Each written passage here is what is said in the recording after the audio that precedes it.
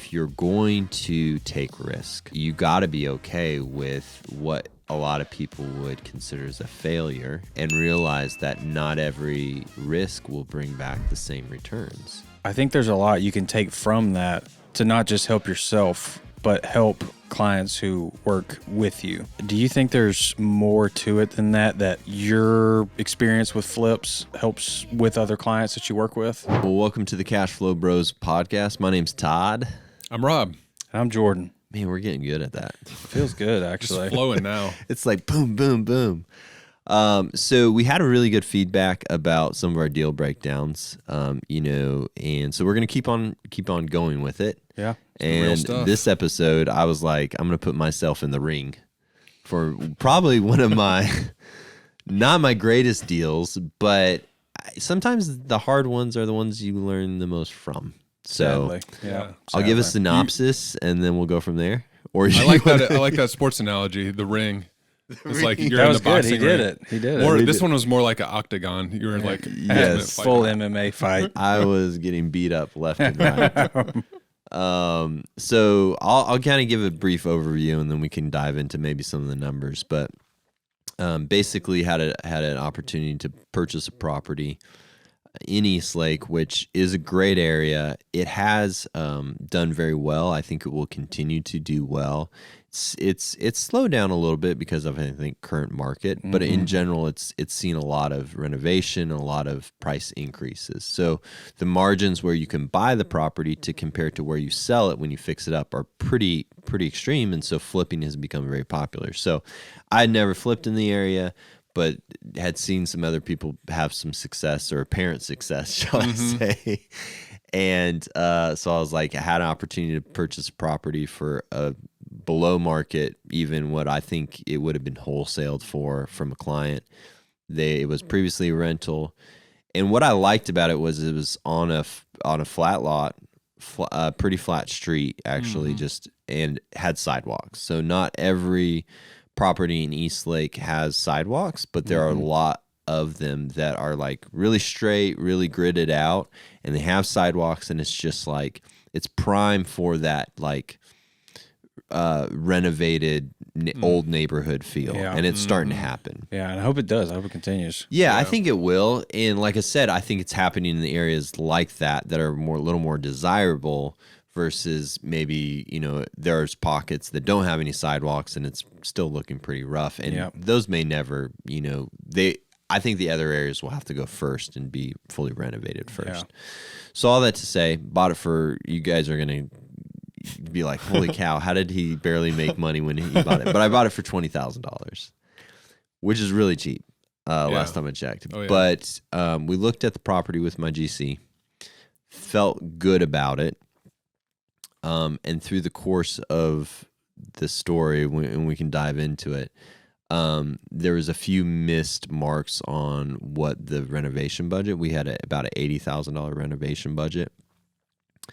Long story short. So total price that you thought you were going to be into it for $100,000. Yeah, $100,000. And I projected ARV at the time. We were still had great rates and all these kind of things.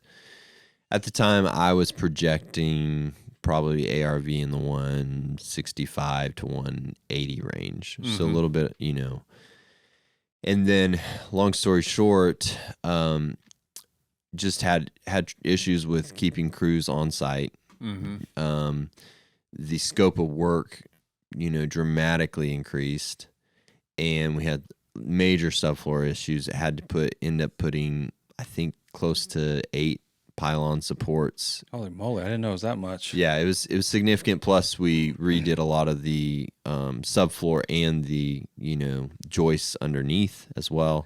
And all of that was after you had your budget for $80,000, and then you found out we've got to do all this other stuff. Yeah. So I think we landed on. I'd have to look back to get a hard number, but I think total renovation all in ended up being about 110, and that's like renovation costs. That's not holding costs and all that. The kicker was that, unfortunately, because of trying to keep crews and people not doing what they said they were going to do, and just that area. I mean, I had 2 water heaters stolen out of that. Brand new water heaters. Oh, no. Stolen. I didn't know that either. No. That's terrible. I was just writing checks for water heaters, you know. Someone's man, got brand some new. brand new water heaters, just the sequence of events. And all that to say is, so we ended up being, you know, into it for about 110.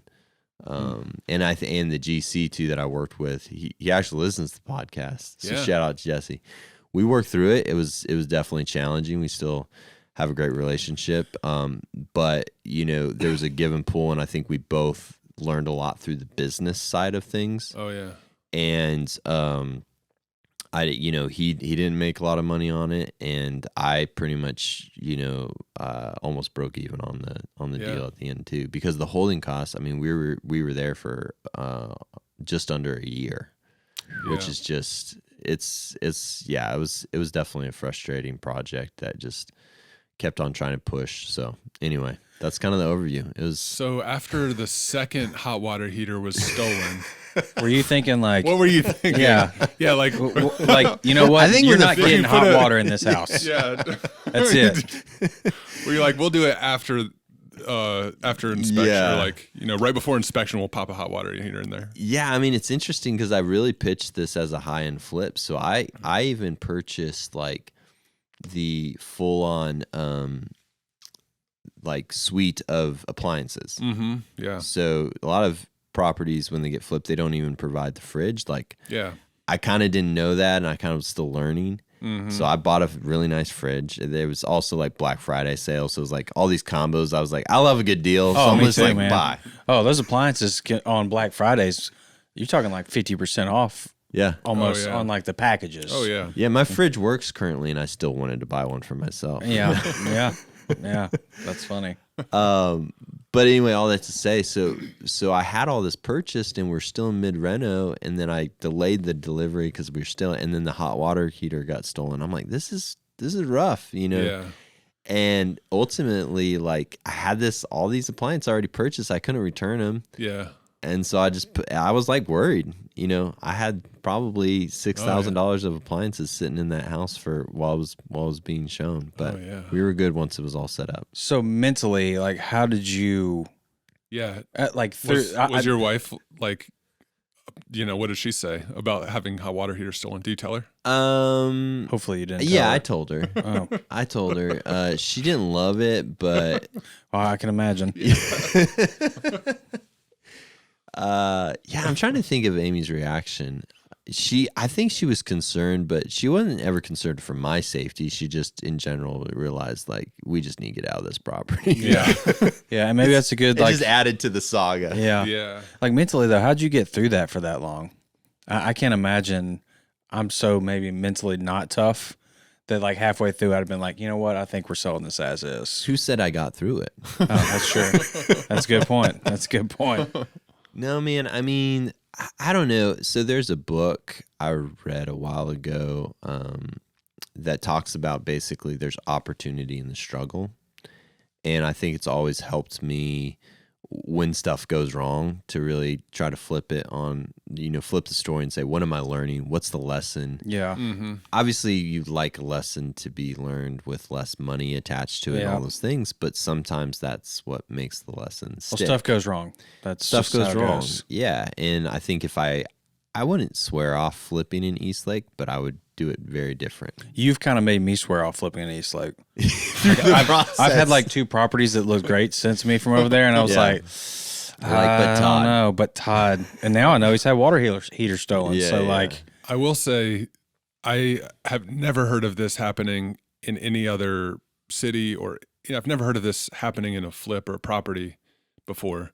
But I had a listing. It wasn't my flip; it was a client's flip in Eastlake, where someone broke in the middle of the night and stole the granite. whoa. multiple pieces of full granite Oh my stolen God. off of the countertops. That's like Ocean's 11 stuff. Yeah. Right there. Yeah. I mean, I but don't those know. are like custom cut Yeah. for the area. Like, what are you going to do with that? Make smaller pieces? I have no idea. That's why like it doesn't That's really incredible. make sense, and I've never heard of it happening anywhere Yeah. else. But I'm honestly impressed. they stole the granite, just getting it out the door. I'm sure it was just level 1 granite too. I'm sure it Yeah. wasn't even like the fancy Yeah. No. stuff. Yeah. Wow. They must have really needed that granite. I guess. They're like, this man. will just fit perfectly in my Yeah. house. Well, like the water heater, It was you can the put neighbor. anywhere. Yeah, the water heater makes sense. The It granite. totally makes sense, but the granite just. Where are you gonna? Is there a black market for granite? It's not that expensive on the No, regular that's what I'm market. saying. Especially because you have to recut it. Yeah. So Wow. that's wild. That's. Yeah. I don't even know what to say after that. Yeah. That's a new one, but you know, I think that one we put up some fake security cameras. That's all it takes. And that solved it. No more issues. That's what I did. Just a little blinking camera. Yep. In the back, and then they come with all those signs Yeah. that say like Yeah. there's a camera on site, Yeah. They don't have. and I didn't have any more break-ins. Yeah. So Dang. The buyers asked for it to be like, what's the code to these security camera monitoring system? And we were like, yeah. those are fake cameras. Like, Yeah. You That's can good just to take know. 'em off. But You all can that to keep 'em. say, I would even say that area is not per se even like, you know, I don't think it's an issue. But all that to say is like, I think if the property's occupied, Mhm. it's a relatively safe area. But I think I agree. the unoccupied stuff is the stuff that Oh, kind of How'd you find that house? It was from a client. Really? So they were talking about selling it, and I was like, "What if I bought it?" And I made him an offer, and it worked out. That's So, awesome.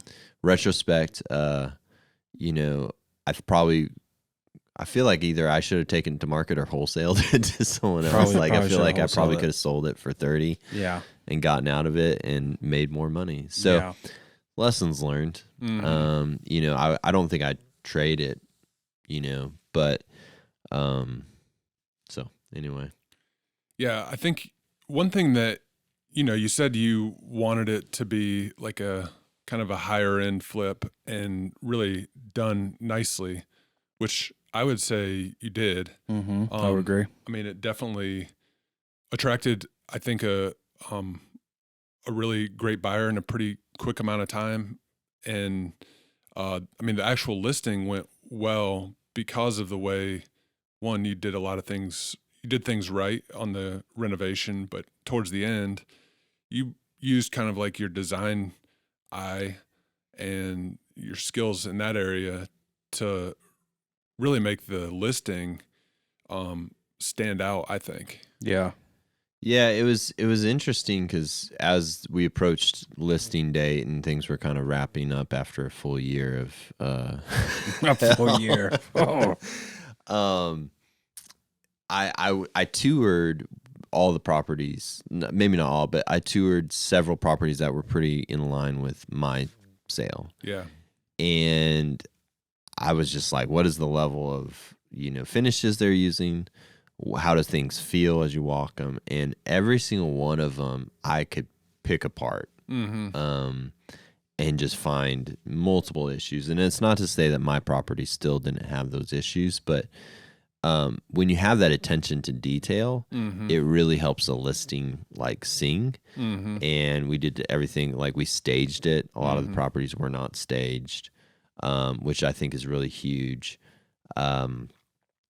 There is just simple landscaping stuff, like making sure the landscaping was kept up, you know, properly, and doing some landscaping ahead of time. You know, places that didn't look so good, you grab a bale of pine straw and you throw it over the areas where there's grass still growing, because you know, it's just everything you can do to try to negate the objections that people typically walk a property and say, "Oop, I don't like this," or "This looks weird," or, you know, I'm really big into the flow of a house and everything you can do to help the flow of the house, which is minimize, you know, stage, but don't have too much furniture.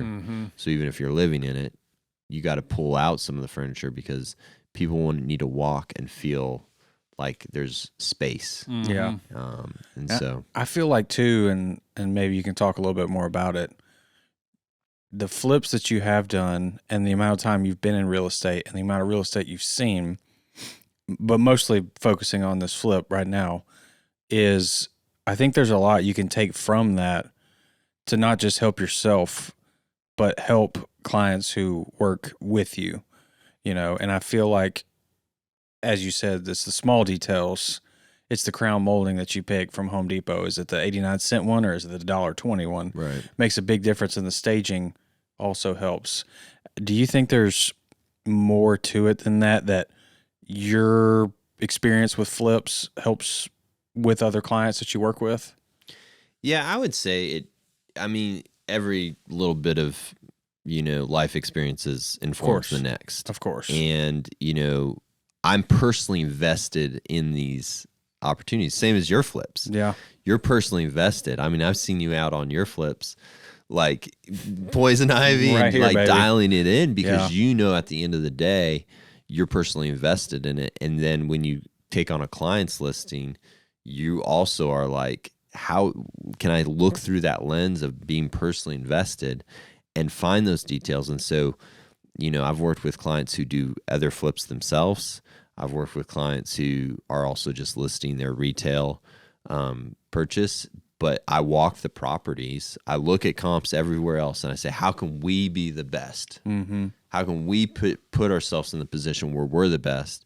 And then we walk it and we say, let's fix this. Let's do this. Let's stage this. Let's do this, to try to elevate us to be the number one option in the neighborhood. Yeah. So I was just thinking about this. How hard was it for you, in this case, to walk the talk? Like, you did all the things that we tell clients, you should consider, you should do. Right. Landscaping, little things, get everything painted properly, staging. But all that stuff costs money, and you were in the middle of a project that's lost losing 2 water money, heaters. and you had to be Losing money. we've got to still spend the money Yeah. and get this listing where it needs to be because it matters and it'll work. You had to walk the talk. No, It's man, hard. I've never thought of that. That's Yeah. a really good perspective. 100%. I'm looking at the bottom dollar, and there's a lot of times where I could, not put in the extra time, not put the extra money in. I mean, staging alone was like $2,000, Yeah.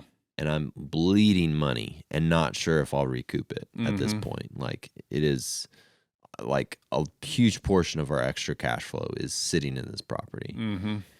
And so it was tough, but I also know that halfway done products are not going to give you a halfway, investment back. They're going to give you a quarter investment back. If you give 75, you're going to get 65 back. Yeah.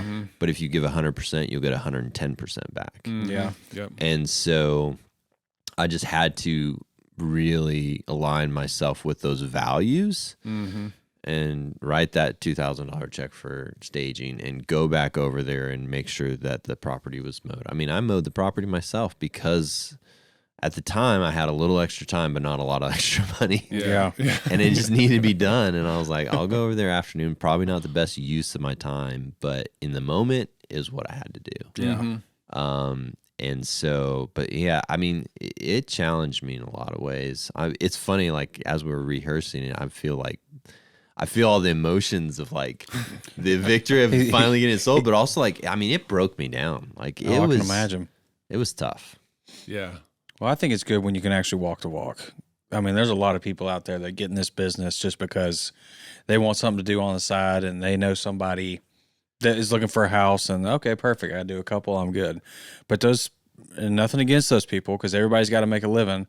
But real estate is something that if you do it day in and day out like we do for our own properties, for ourselves, it translates very well into helping other people do it as well. Yeah. Because we are putting the walk in the walk. And somebody that does, I don't know, a couple houses a year for friends or something like that, probably won't tell them, hey guys, we need to really clean this house up before we list it.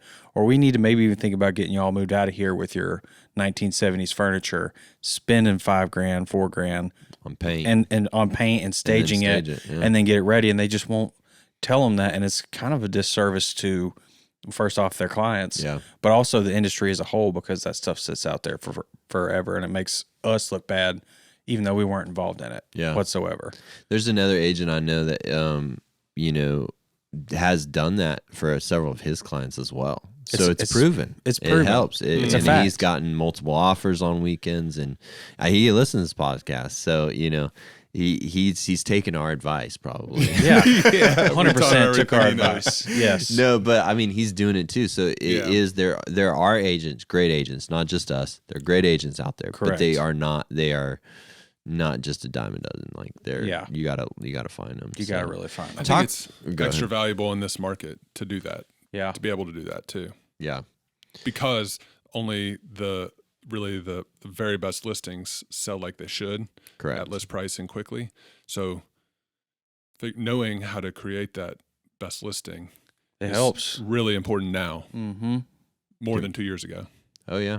Yeah. Yeah, because you're fighting a lot of market stuff. So, and I think too why we wanted to do this as a deal breakdown is, we are all investors, but we don't ever want to portray that every single thing we do is a win. Oh yeah. I think this one was a win from a learning standpoint, but on the flip side, financially, definitely at a negative sum on time and energy and money.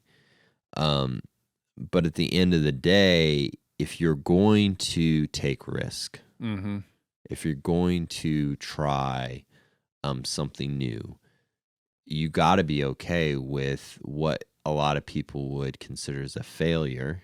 Yeah.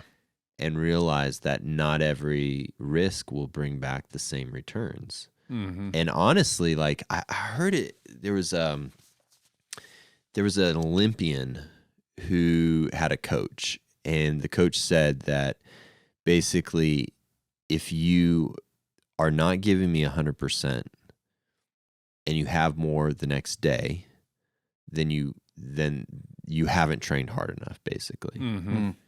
And it's this thing of where we have to push ourselves right to the edge of risk, to ultimately find the biggest opportunities that we are capable of. Yeah. And so I pushed it. Yeah. Sometimes you got to teeter on that cliff. And I found some weaknesses in some of the ways I did things, and the next flip I do, I have learned from it. And I won't repeat those mistakes. So, 3 biggest lessons learned from this property. I mean, I appreciate that question. I think we should each take one, because there's we've all done flips. we've all done, so or I guess from this property specifically. Yeah. Okay. Just from this deal that we've been going through, like if you were going to say the 3 lessons that you learned, or just 3 mistakes that you won't make again. Yeah. Besides buying water heaters and Yeah. leaving them on the property. I already learned one from you just telling me this. Yeah. Fake security cameras. Yeah. I'm going to probably go get some and put them on every one of my Can't hurt. flips. I mean, it's like $20 on Amazon. Boom. Like if you're listening to this podcast right now, Go get the some. guy here at the podcast learned something on the podcast. So hopefully y'all can. Podcast is teaching the podcast Yeah. It's incredible. Okay, so 3 lessons. I would say number 1, the project itself got off to a slow start because of lack of attention, and under assuming the scope of the project and the vastness of it. And so we were 6 months in, things were lagging before me and the GC, had a meeting, and we're like, this is getting out of hand. We really gotta fix these issues because they keep happening. And so if I was on point day one, I think this would have still taken longer, because obviously there was some things we did not know about the property that needed to be fixed. That takes time. But I think we would have still kept it in a 4-month timeline. So that would be number 1, is just kind of letting the attention, I had a lot of balls, juggling a lot of balls and stuff. Yeah. Number 2, I think, would be just due diligence. There were a few things missed in due diligence that I could have gotten, picked up, and they kind of bit us in the butt on the back end. And then I would say number 3 is, I really learned a lot about navigating difficult situations with someone I knew pretty well. The GC I knew pretty well. We definitely had a lot of moments of tension, but I think we both navigated it really well. And a lot of people say I don't do business with friends. And I think I learned how to do business with friends, but also do it the right way and to navigate that better, because I think your network ultimately still kind of, there's friendships involved, right? We all know each other. That is your network, right? So if you say I'm not going to do business with friends, I only do business with you're friends. in trouble. I only do business with strangers. Yeah. Yeah. And I understand there's some level of that, but at the end of the day, we do business with our network, right? Yeah. And those people we know either semi-well or pretty well. And so we have to learn how to navigate that. And I think it's actually a good thing if you can have honest conversations, if you can, so even friends who hire me as a realtor, like we have to have some upfront conversations of like, this part of our relationship is business and this is how it's going to go. And it doesn't affect the friendship side of our relationship. And that's okay. Yeah. And this is how we're going to operate so that it can go well. So I learned a lot about it because it was definitely a difficult situation, but I think it turned out okay. Yeah. Yeah. So. Still here. I'm still here. He's still there. So Came through the other side. yeah, I probably could, do a debrief. Actually, that is an interesting thing from Greg's thing. I probably should do a debrief on Eastlake. I haven't written a college essay in a while, though. I avoid them. I avoided them even. Well, that's then. what we're doing here. This is the debrief. This Oh, is yeah. the debrief. You're welcome. We don't have to We write just it do it down. on the podcast, Greg. Is that Perfect. Just just get the transcript of this. Yeah. Put it in a binder. Put it in a binder. But Yeah, that's Yeah. a good move. It's a good move. Would you do it again? man, that is a great question. Would I do this flip again? I think in the middle of it, I'd say no. I think knowing what I know now and the pain is, it's all kind of done. The property's sold. It's all wrapped up in a pretty bubble. And I have the value of the lessons versus the value in my bank account. Yes, I would do it again. Yeah. Oh. Even through the struggles. Even through the struggles, because I think I can take those lessons and make 10 times the amount of money. So That's good. Yeah. That's good to know. I think that's a good perspective and accurate. yeah, in the middle of it though, It doesn't. Yeah. H no. Yeah. Yeah. Well, you got it so cheap. I mean, you almost couldn't go wrong. And it did. Almost. Imagine if you paid 50 for it. And you, Oh yeah, I mean, it would have been horrible. you did pretty much, even though the market changed significantly, you did pretty much sell it for what you thought you were going to sell it for. Yeah, I sold it on the low end. Yeah. Of that, Yeah. and I think what really started to turn the tide was the extra scope of work and then the holding costs. Mm-hmm. Yep. So what was projected originally 4 months of holding costs, insurance, water, the financing costs, those will chew you alive when you're, projected to do 4 months and you're into it for 12. Mm-hmm. So I think that's kind of where all those extra margins and like, hey, we're going to make a pretty good bit of money on this. Mhm. This did. A flip side to that, and we may do this other deal breakdown down the road, but I did another flip during that time and did make, more money. Mm-hmm. And so I kind of stepped back from the whole thing in general. It's like, are you going to swear off flipping? Yeah. And it's like, one you lost on, one you won on. Let's keep going. Yeah. You Yeah. know, you, Jordan, have won on every single one of your flips. so- Slightly. I guess you had that one with the foundation stuff. You Yeah, had to that one come was a back. bummer, but I still made money. You still It's not made like I money, didn't but lose not as money. much. Not near as much as I could have. No. Right. And I would still probably go back and do that one again. Yeah. As well, same thing. Even though there was a lot of, my God, why are we doing this? This is a nightmare. This is Yeah. everything's the roof is falling in. This is terrible. Would go back. You and got do it. poison ivy. Yeah. Bro, you came in. My eyes already started to Your swell up eye. again. Your eye was like literally It was covered. bad. I don't think it's going to get that bad. I But used you to never be touched it. allergic to this, and You- yeah. now I'm New Apparently. due diligence item for Jordan's Yeah. flips. Poison Does it oak, have poison I'm out. ivy on? Say poison oak or poison ivy. I'm done. I'm not doing it. So Yeah. anyway, well, hopefully this is helpful to all those out there interested in how deals work. Yeah. They're not all wins. Not all wins. Definitely not. No. The numbers: 20K in, 110 flip, holding costs. I think I made $2,000. That's the hard facts. Yeah. Well, And that it best one I didn't ton of time. make much more than that, so we're Yeah. pretty close. It's better than a sharp stick in the eye. Yeah. You know, I've never looked at it like that. perspective. Yeah, it's better than getting shot at or something. Yeah, I guess you're right. Yeah, when you put it that way, Rob. Yeah. That's funny. Only cost you 3 water heaters. Yeah. Yeah. Oh, if you're listening and you have those water Could've been heaters, 4. Yeah, if you're listening. I hope they're working great. That's awesome. We want them back. Yeah. We want it back. We appreciate the time, guys. Hopefully, someone got something out of it. Yeah, absolutely. Thank y'all. Take it easy.